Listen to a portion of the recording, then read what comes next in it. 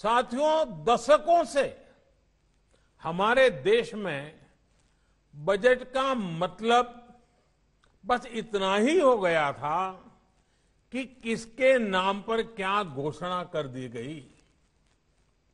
Budget को vote bank के हिसाब किताब का वही खाता बना दिया गया था। आप सोचिए, आप भी अपने घर में आने वाले खर्चों का लेखा जोखा अपनी वर्तमान और भविष्य की जिम्मेदारियों के हिसाब से करते हैं, लेकिन पहले की सरकारों ने बजट को ऐसी घोषणाओं का माध्यम बना दिया था जो पूरी ही नहीं कर पाते थे। अब देश ने वो सोच बदल दी है, अप्रोच बदल दी है। साथियों, कोरोना काल में भारत ने जिस तरह से इस महामारी से लड़ाई लड़ी है, आज उसकी तारीफ पूरी दुनिया में हो रही है। हमारे टीकाकरण अभियान से भी दुनिया के कई देश सीख रहे हैं। अब देश का प्रयास है कि हर गांव कस्बे में भी इलाज की ऐसी व्यवस्था हो कि हर छोटी मोटी बीमारी के लिए शहर की तरफ भागना न पड़े।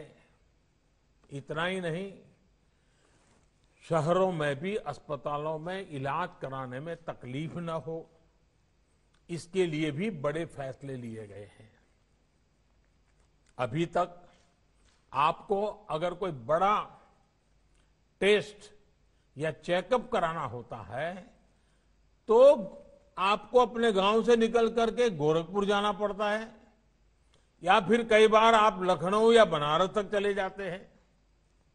आपको इन दिक्कतों से बचाने के लिए अब सभी जिलों में आधुनिक टेस्टिंग लैब बनाई जाएगी।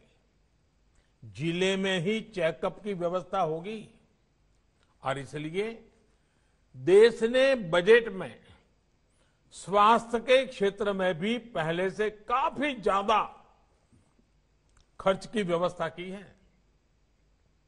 साथियों, हमारे देश की प्रगति का सबसे बड़ा आधार हमारा किसान भी रहा है। चौरी चौरा के संग्राम में तो किसानों की बहुत बड़ी भूमिका थी। किसान आगे बढ़ेंगे, आत्मनिर्भर बने, इसके लिए पिछले 6 सालों में किसानों के लिए लगातार प्रयास किए गए हैं। इसका परिणाम देश ने कोरोना काल में देखा भी है।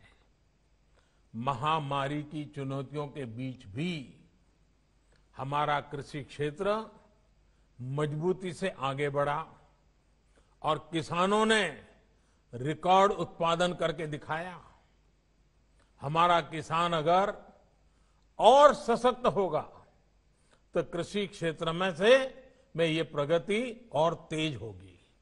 इसके लिए इस बजट में कई कदम उठाए गए हैं। मंडियों किसानों के फायदों का बाजार बने, इसके लिए 1000 और मंडियों को इनाम से जोड़ा जाएगा। यानी मंडी में जब किसान अपनी फसल बेचने जाएगा तो उसे और आसानी हो जाएगी। वो अपनी फसल कहीं भी बेच सकेगा। इसके साथ ही ग्रामीण क्षेत्र के लिए इंफ्रास्ट्रक्चर फंड को बढ़ाकर 40,000 करोड़ रुपए कर दिया गया है। इसका भी सीधा लाभ किसान को होगा।